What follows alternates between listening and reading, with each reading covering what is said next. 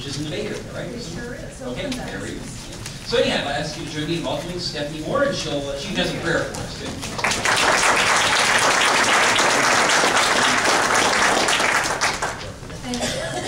So there was a handout, and this was a prayer that actually was created as a result of one of the Living Experience workshops that we did. A parishioner actually created this and thought it was appropriate to bring it here.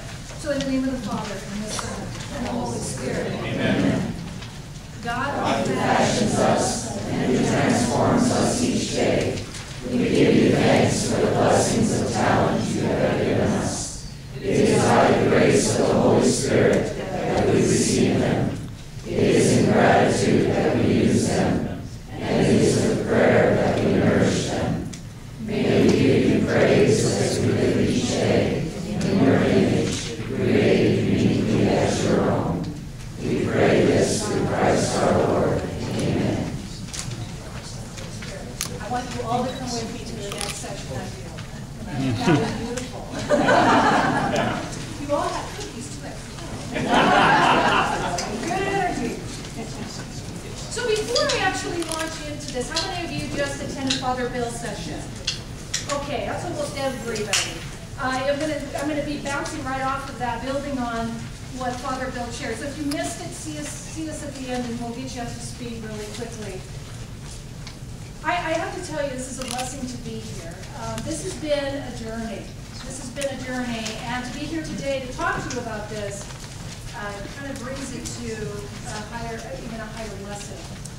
Father Bill was talking about the idea of engagement in our parishes and how people really are seeking that sense of affiliation or belonging. And that we've been working with these Gallup resources and tools which have provided us some wonderful research and some ways in which to measure it.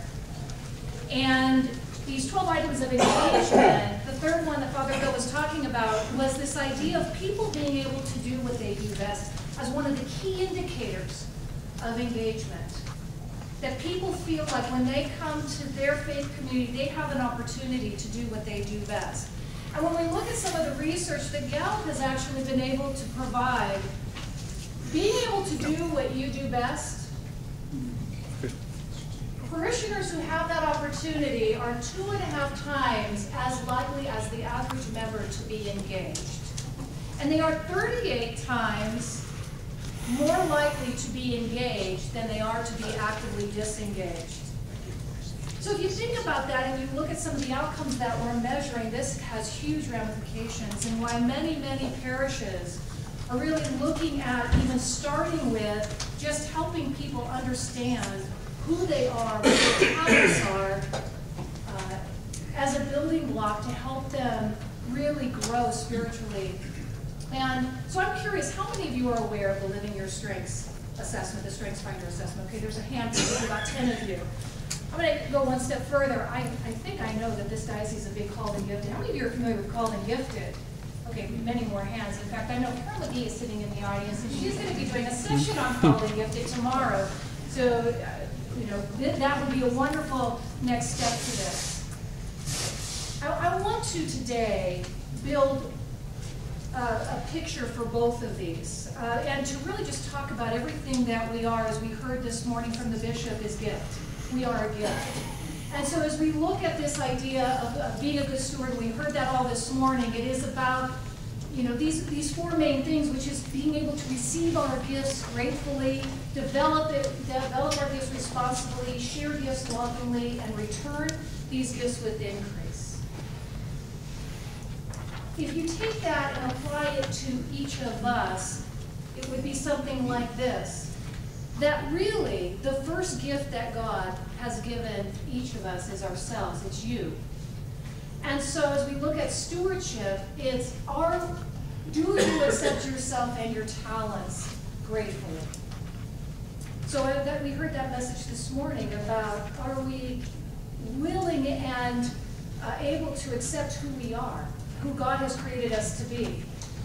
And then being able to develop those talents responsibly and sharing these talents lovingly, and that you return these talents and gifts with increase.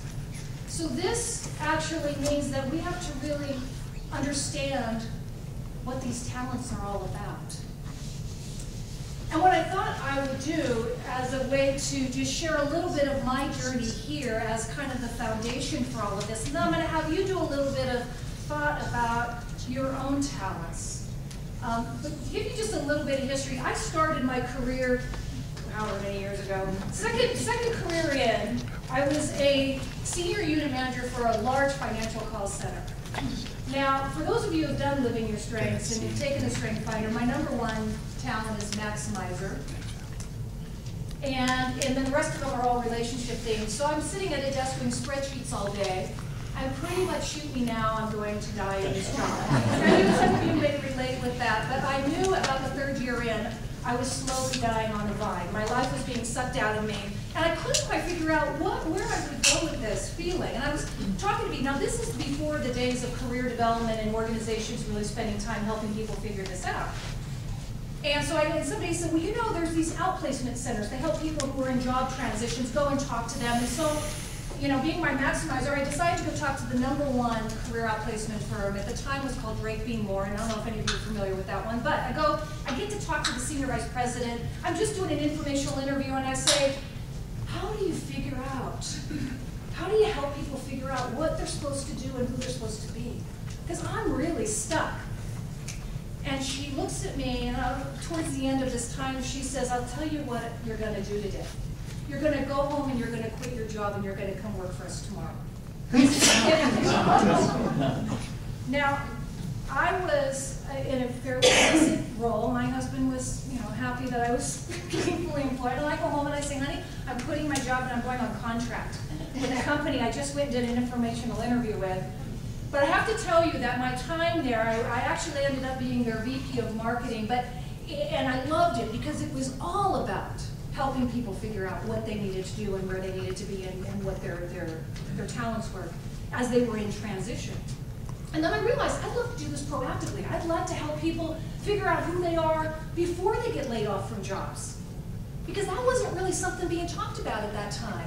Not in parishes and not in corporate world. And so I found this innovative nonprofit center that was doing groundbreaking work, leading edge work in the area of career. And I ended up getting to be on their consulting team and went out and worked with a lot of organizations who were doing groundbreaking work in talent. And I just thought, this is really fascinating. I was loving this. So I went out on my own, thinking I could do more work on my own like this. And I'm so excited about this. I run, and now I'm looking at my faith community, and I'm talking to my pastor, and I say, there has got to be something, because now we're helping all these people out in the working world figure this out. What can we do in our parishes to do this?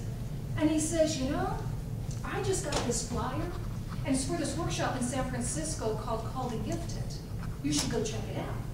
So of course I go check it out, and Carol will know because we do this work. I came running back to my pastor and saying, oh, we got to do this. And not only do we need to do it for our parish, we need to do it for our entire deanery. We just got to get a team, and we just got to go do this. And so we did. And we offered Called and Gifted workshops for 7 years, and I became a teacher for the Catherine of Siena Institute, traveled all over the world with the founders of that institute. And it was amazing work. And going back then, so here I am, I'm with the Catherine of Siena. I'm loving this idea of helping people discern their spiritual gifts. But I'll tell you what, not everybody goes running to a Called and Gifted workshop. I'm sure Carol knows this. People look at that and they kind of walk by and they're handing flyers out and they're like, no thanks, no, that's okay, I don't really need to go to that. And I was always amazed that there weren't more people that when they heard about this wouldn't just go flocking to a workshop that's going to tell you how God's calling you in this world and your gifts. And I finally asked a gentleman, somebody I knew, I said, how come you didn't sign up for that workshop? And he says, well, to be quite honest, I'm a little concerned that I'm going to learn something I don't really want to know. I said, like what? He says, like, I'm going to be told I have to leave my family and move to India and be Mother Teresa. I said, really? Really? Like, that's what you're going to learn? Okay. Well, that gave me an insight into this is not easy work. So for those of you that are thinking about helping people, you have a lot of apprehension out there. People really, do they really want to know this? So I go back to that stewardship to self and say, this isn't something people come running to. sometimes it's better not to know, because then you don't really have to have the responsibility of growing it and giving it back and then being out in the world with it. So interestingly, I'm doing this work. I'm still in a quandary why we're working with 5 parishes, and we are getting a good crowd, but not as many as you would think. But anyway, I'm working for a high-tech company in the Bay Area. You may know this company.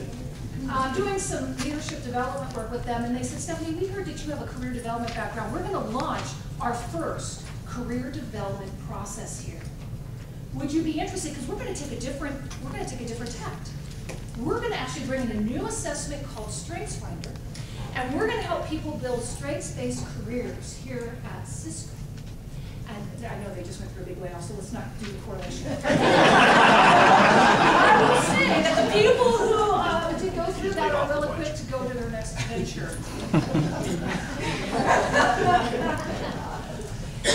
I was so excited because I said to myself, that's like bringing called and gifted into the corporate world. I won't, translation of language and everything, but helping people figure out what their talents are instead of weakness and gaps.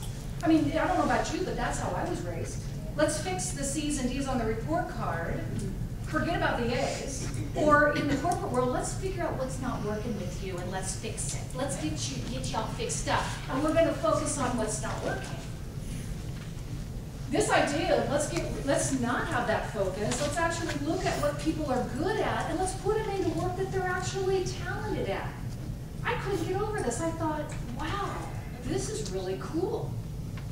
And I'll tell you, people flock to this class like nothing else. I mean, they're like, a company's going to invest in me to figure out what I can do, and they're going to put me in work that I love. I never thought about putting the word love with the word work.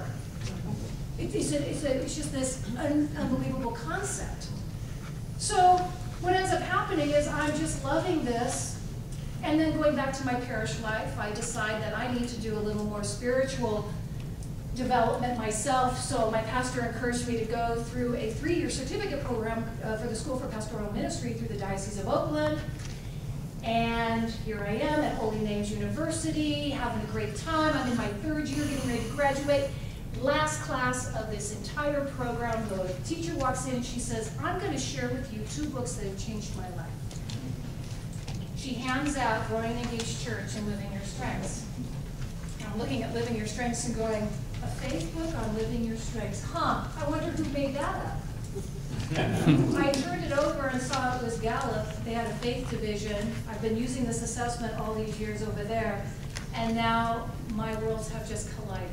And I literally almost fell off my chair and went, I cannot believe this. Once again, I go running back to my pastor and say, we have got to do this. Not only do we have to do this, but I think our diocese really needs to. Well, he had just been visited by our diocesan director for stewardship on the Growing and Engaged Church. And he says, well, whenever I hear something twice, I have to go and do something about it. So this journey, this gifted journey, which we're all on, is about finding the way to help people figure out what these talents are and really who they are. And so as I look at this, and I have had a lot of people say, well, gosh, we've done, a lot of people done Called and Gifted, and now we're looking at this. Is it either or? And I'm telling you, no. It's an and more. It is all of it. Because something is going to attract certain people, others is going to attract different people, and ultimately it would be great if everyone could experience all of it. So what I wanted to do was just share a little bit of the one assessment, and then if you're interested, I mean, I don't know how many of you would be interested in just seeing the tie between the talents and the spiritual gifts. Would that be helpful to see that? And then at the end of this, what I'd like to do, I'm actually going to have you also do a little bit of a small exercise. But at the end of this, I wanted to just give you a little preview. I had the awesome opportunity to go meet Rick Firsch for the first time, his lovely wife Patty, for the Archdiocese of Seattle, where they were doing a follow-up day on living your strengths. And I also, one of my wannabe things that I know I'll never become, but I want to be a videographer and I want to go out and capture stories. And I brought my camera equipment, and the people there were so gracious, they let me interview them. So I want to show you just a quick clip of some of the things that these parish leaders are saying about bringing this into their parish settings and what it has meant for them, and how how it has really impacted their communities. So my question to you is, I talked a little bit about why this is scary, but what else? I'm just kind of curious, just from your own experience, why do you think that people do not just run to this kind of work, with this kind of information, besides being scared? Because they're told not to. Because they're told to. Say more about that. What do you mean? Who's telling them not to? Their friends and family are closest to them. Yeah, you don't want to go do that. What are you going to learn? I've been to that. I will tell you, a lot of people will say, oh, I've done assessments before, I've done the Myers-Briggs, I've done this, that, the other. I know myself well enough. Yeah, exactly. If you already think you know what you're telling them. Really, and yeah, absolutely. And in that case, that's good news. Yeah. You know, hey, what else do you need to know? Yes. Or it's just another fad, and 2 years from now, another one will come out. Oh, gosh, thank you for bringing that up. Yes, is this just going to be another program of the year? I hope not. I don't have time for this. I don't have time. I'm too busy to figure out who I am and how God has created me. Yes. I think probably the biggest thing is that down inside, along with some of this, is the word change. Yes. And since the only thing constant in life is change, the change is something that takes us out of our comfort zone. So we run and hide from it in one way or the other. Yes. In fact, to that story, I'll just tell you one quick story because this is so important. I was actually called the gifted side of my life. I was doing some interviews, and I had been doing interviews around people's top charisms. And at the end of the day, I've done 7 interviews. This is the last one of the day. I have a gentleman walk in, and he's got a sheet in his hand. And he sits down, and he starts to just weep. And I'm like, oh, this is a tough one. And I said, are you okay? And he said, no, I'm not. I don't want to be here. And he says, I have lived a very comfortable life. And what this is saying to me scares me to death. And I said, okay, well, let's just take this one step at a time. What is concerning you? And he points down, and he actually pointed to the word writing. And because writing is one of the charisms. And I said, okay, well, what concerns you about that? And he said, you know, I knew someday this was going to be put in my face. And I knew the minute I became aware of it, I was going to have to do something about it. And I didn't want to change. And I said, well, why don't you tell me why you think this might be a gift for you? And he says, well, you know how people write stories and put them in Christmas cards and send them off every year? And I said, yeah. And he said, well, mine aren't about my family. I actually do them on my spiritual journey. I said, well, that's nice. He goes, no, it's not. Because for the week after I send that out, I am flooded with phone calls. I said, well, that's nice. And he goes, no, it's not. Because people are telling me that whatever I've said to them, which I don't know what it is I'm saying, has somehow touched their heart, and I'm bringing people back to church. So, okay, well, maybe that is something there. You know, maybe we do need to do that. But he had avoided writing up until then. Only in these Christmas cards had he been doing this. So I said, well, why don't you join a small group? We'll just discern together. And I led that group just because I wanted to kind of follow his journey. Make a long story short, he is now a ghostwriter for a children's author, and it's books on bringing children to God. And he did leave his work, but he didn't have to leave his family. And that was his concern, was that somehow he couldn't do it. And so I think that point about there is such fear here, so just knowing that. How do you make this safe for people to not have to make this leap to, oh my gosh, my calling. God is calling, but are we willing to really answer the call? And so to all of your points, you're absolutely right. They don't even know it. They don't see themselves. I don't know how many times you've heard somebody say, oh, you know what, I don't have any talents. I mean, in career development, I hear it a lot when I would say writing resumes. What are your accomplishments? What are you good at? Oh, nothing. I just did my job. Well, in that, you obviously got to stay at that job. What are your gifts? Having people look at themselves as gifted or talented is incredibly difficult. I have something unique that no one else can offer. That's the big hurdle here. And one of the things that we really, through this process, can really assess and help people. They don't know that God has called them. That's the big thing. And I know that for the Called and Gifted workshop, that's been a huge thing. People come to that because intuitively they know something is there for them, but they're not quite sure what it is. They hear it and they go, that's it. Now, people who go through that workshop come out on fire. The people who choose not to go to that workshop don't even know what they don't know. And so what I've found is that the Living Your Strengths has been a wonderful way to introduce people safely into this idea that, oh, I might have some talent. The other part is that they don't understand it's part of God's grace. Here's the amazing thing, just to give you a little more research of this, if you're into research. When Gallup asked the question, would you focus more on weakness than you would on strength? What do you think you get your most development out of? Weakness or strength? 61% of the people said they would grow most out of trying to fix their greatest weakness. It's interesting because broken down, the United States had the highest percentage of people who said that they would focus on strength versus weakness, and that was only 49%. So 51% here in this country said they would focus on strength.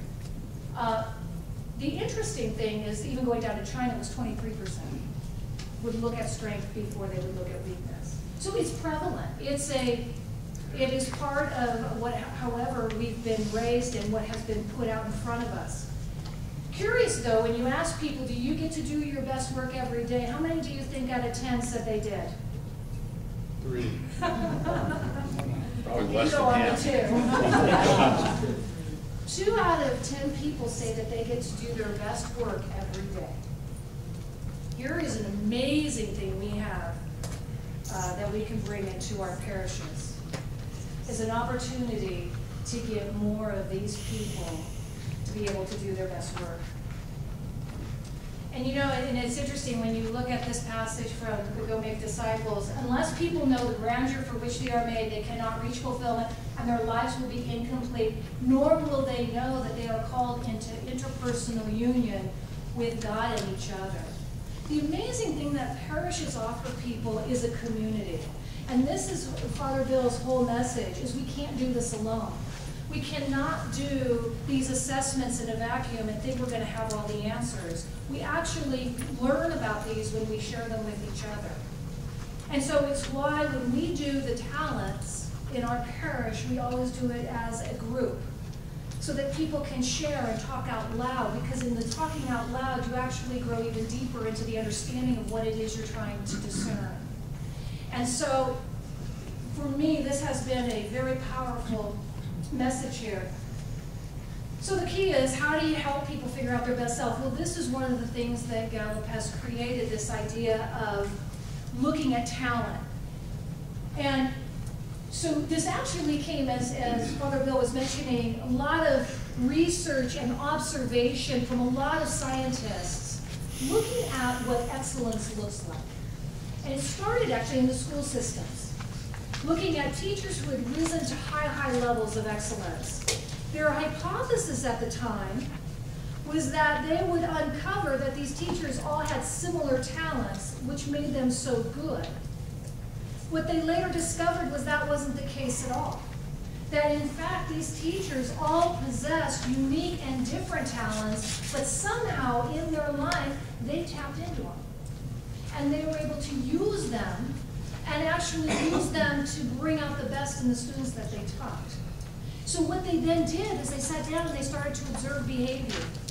And they started to document what these individuals did. And they came up and they had tons and tons, if you can imagine this whole wall filled with behaviors. And in order to simplify it, they said, okay, can we bucket these into themes? And they came out with these themes of talent. So when they looked at talent, and by the way, these are just a few definitions, Gallup defines talent as a natural way of thinking, feeling, and behaving. Actually rooted in brain chemistry, the way our brains are hardwired. That when we are a few days from birth, the synapses in our brains are making these amazing connections by the millions and millions. And then over years, by the age of 15, a lot of the natural pruning process happens, and what's remaining are what he calls your 4-lane highways. These are your natural ways of thinking. They don't change. So the myth that we change as we get older is actually not true. The older we get, the more we become who we were meant to be. I know that's true for myself. I start to cut away the stuff that doesn't make sense anymore. I don't have the energy or time. It takes a lot more energy to do stuff I don't like to do than it does to do stuff I enjoy. The idea of strength, which is where you're growing to, is this idea of being able to perform at near perfect performance. And being able to look at that, and we've got lots. I mean, when you're in the history of life, who are the people that stand out in your mind as people who have somehow figured this out and they are living in their strengths? Who would be some people? Just some people that come to your mind. Parents and grandparents, absolutely. How about some famous figures that we all might be familiar with? Jimmy Carter. Jimmy Carter. Jimmy Carter. Jimmy Carter, okay. Tiger Woods. He actually is the one that's cited in the book, but we don't really use him anymore. Actually, what's interesting about Tiger Woods, I don't know if you know that story, but he obviously, you know, is number one. I mean, where does he have his strength in his golf game? Where is his strength? In all of his golf games, where he has one, driving. Right, he can hit the heck out of that ball. But believe it or not, where he has a weakness is in his chipping out of sand traps. It's not my strength either, but he cannot chip out of, couldn't chip very well. He was rated 6. Okay, he was actually pretty good. In order to get him to where he was competitive all the time, what his coach did was focused on a very small percentage of their training time on chipping out of the sand traps, the majority of the time on the long drive. So it's not that we don't manage weakness and not deal with that, but the idea is we want to be spending time on things that we are naturally inclined to be good at. So what Gallup has been able to do is to be able to look at that and say, okay, without even looking at the assessment, you really do know what these things are. It's those things that come so naturally to you, and that's what makes this difficult, because when it comes naturally to you, you don't think it's anything special. And yet the rest of us look at you and go, wow, how did you do that? How did you do that? And so this natural ability, you know, which could be any one of these things, being able to make people laugh or thrive under pressure. So before I get into the actual themes, this is my one little discussion that I forewarned you about, that is just a partner exercise where I'd like you to turn to one other person, introduce yourselves if you don't know who each other is, and I'd like you to just share with each other what are some of those things that come naturally for you, that you're good at, that you get some energy around, where you feel like it comes naturally and you've lost track of time. Like, if you could be doing anything right now besides sitting in this room, almost anything. If you could be doing anything that you could dedicate the majority of your time to, what would that be? What would that be? And when you had moments of, wow, when can I do that again? Now this for me is one of those things I love to do, and I'm always like, when can I do that again? Anytime I'm working with people about figuring out who they are is for me just a passion, and time just will go by. And so that's what I'd like you to all discuss with each other. What are those moments? Okay, so you've got like maybe 3 minutes to share this information.